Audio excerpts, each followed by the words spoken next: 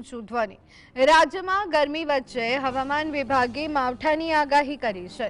Western disturbance અને cyclonic circulation સક્રિય થતા આગામી 5મી એપ્રિલ સુધી રાજ્યના વાતાવરણમાં મોટો પલટો આવશે।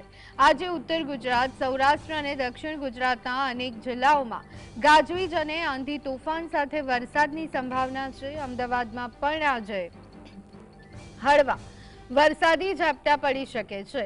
ખાસ કરી બનાસકાંઠા, મહેસાણા, કચ્છ અને જામનગર સહિતના વિસ્તારમાં માવઠું થવાની શક્યતા છે।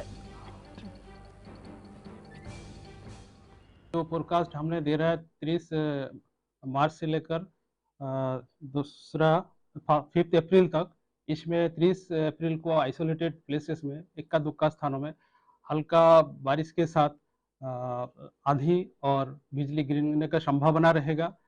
इसके साथ जो तेज हवा है इसका जो गति रहेगा 30 से 40 किलोमीटर प्रति घंटा रहने का संभावना रहेगा आज 30 तारीख।